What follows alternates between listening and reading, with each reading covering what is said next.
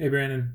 Hey, this is the equation that you had to graph. It's not in slope-intercept form, right? Y equals mx plus b. It's not in that form. So we don't know what the slope is. We don't know what the y-intercept is. We only can know those if it's in slope-intercept form, if it's in this exact form. This is standard form, and therefore we need a backup plan. We need another way to graph this. So when we see it, any equation that's not in slope-intercept form, we need this backup way. Okay, and the backup way is to do the intercepts. Okay, we have to figure out what the x-intercept is and the y-intercept. All right, if you forget what those are, it's just where the line will cross the x-axis, that's your x-intercept, and the point where the line will cross the y-axis. So what we're doing is we have a special method to find these 2 points. And once we find those 2 points, we can plot them, bop, bop, and draw our line through them. Okay, so that's what we're doing. All right, so when we have something not in slope-intercept form, we're going to find the x-intercept by plugging in 0 for y. So we're going to take that original equation. Okay, we're going to then replace the y with 0.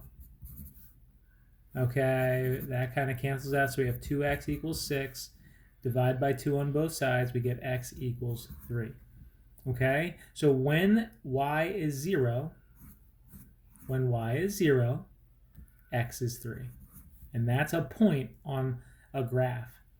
Okay, that's the point where this line, the line for this equation right here, will cross the x-axis. Now we're going to do a similar process over here to find where the line will cross the y-axis. So we use our original equation, except in this case we plug in 0 for x. Okay, that cancels out basically, and we get y equals 6. So this has one less step because there's no coefficient in front of the y. But anyway, so when we plugged in 0 for x,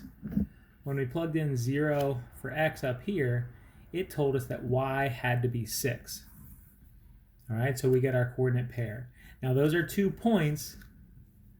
Those are 2 points that when we go to graph, we can place those 2 points and draw a line between through them. Okay, so 3, 0 like this. 1, 2, 3.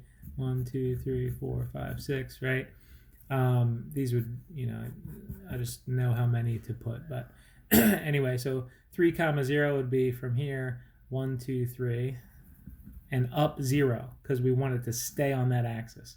The other one is 0 over, only up 6. So that's 1, 2, 3, 4, 5, 6.